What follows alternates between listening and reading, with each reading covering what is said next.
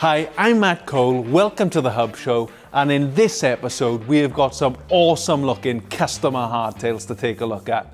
We're also going to be discussing what you look for when you're buying a new bike, where you ride your bike, and some off-the-bike exercises. Let's get stuck in.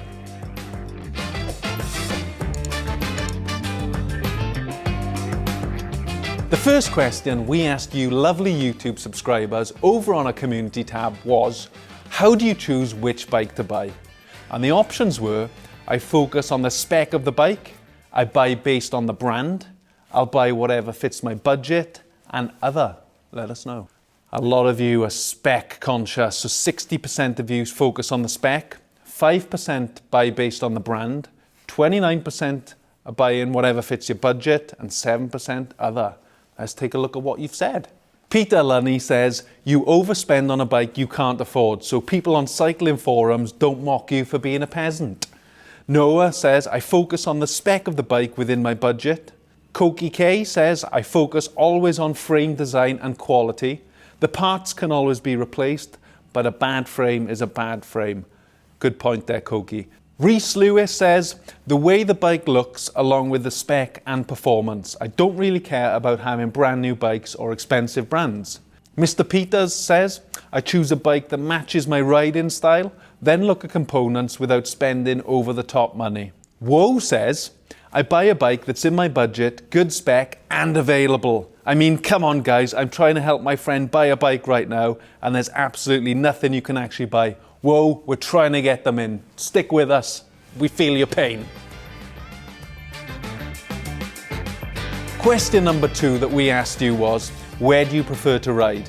And the options were trail centre, natural terrain, bike parks, road or other.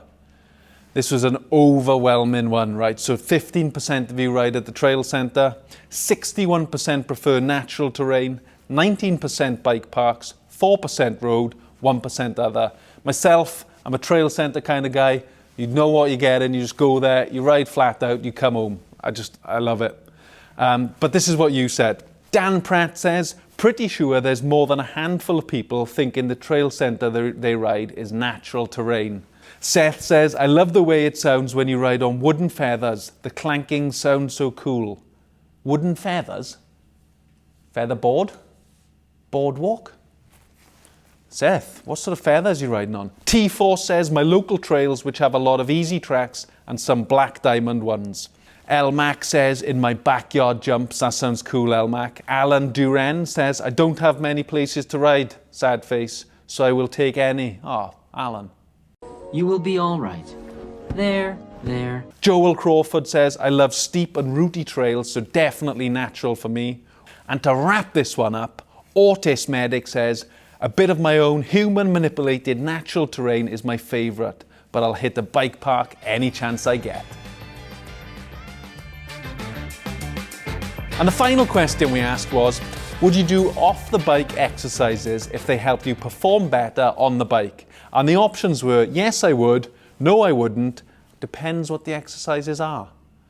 This was overwhelming. 74% of you said yes you would, 10% wouldn't, 16% of you said, depends what the exercises are. Now, would I do off the bike? I know that off the bike exercises would help me on the bike. However, I do not do them. Partial laziness, partial just other things in my life to be getting on with. Possibly a lack of ability. Struggle to do a press up if I'm honest. Actually, take it back.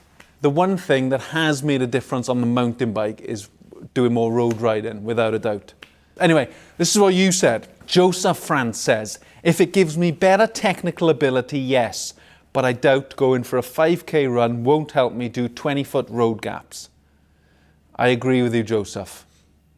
Running probably does not help you do road gaps. Tom Wright says, anything that's going to make me shred like a boss. Yes, Tom. Pace Tracker says, I run and go for a ride just to improve my pedaling power. George Standish says, leg exercises to help pedal up hard climbs. Chug MTB Novice says, I'll give anything a try. Surely it couldn't make me any worse on a bike, could it? Yeah, I'm with you there. Marchin says, I'm better on the bike once I hit the gym. And to round this one off, Trail Pimp says, I'm open to it. A little yoga maybe.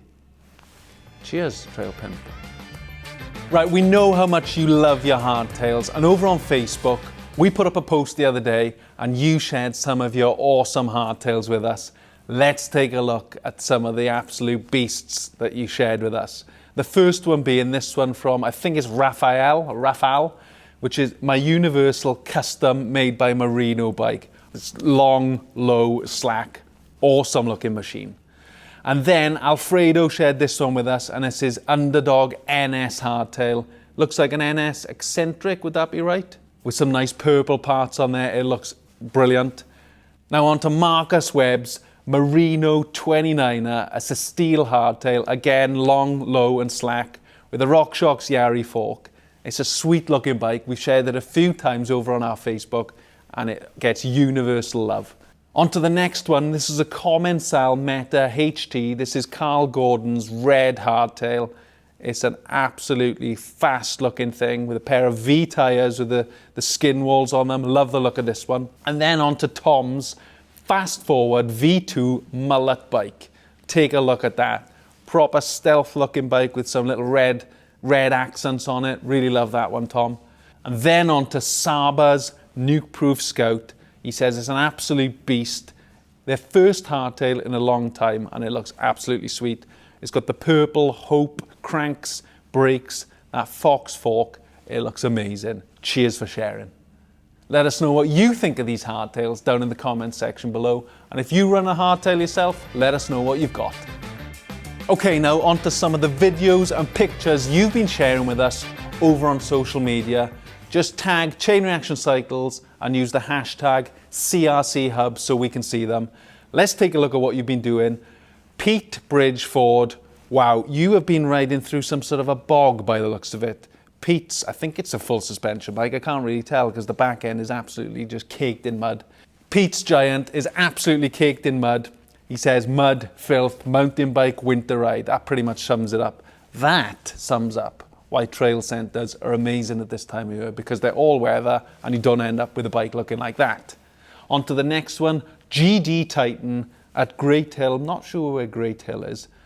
3 bikes there just sitting in the snow. We had some amazing snow pictures from the weekend just gone. JD says, big ride out over Winter Hill and Great Hill today. Some serious climbing in some unfavourable conditions. Looks like an epic day out. Cheers for sharing. And on to the last one. This is a video of OJ4_ANA1 on their airdrop bikes. Let's see what they're up to. Massive jump. They're coming down.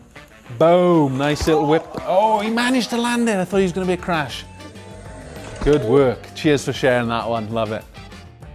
There you go. That's another episode of The Hub Show. Thank you as ever for getting involved. If you want to answer any of today's questions, just click the link in the description.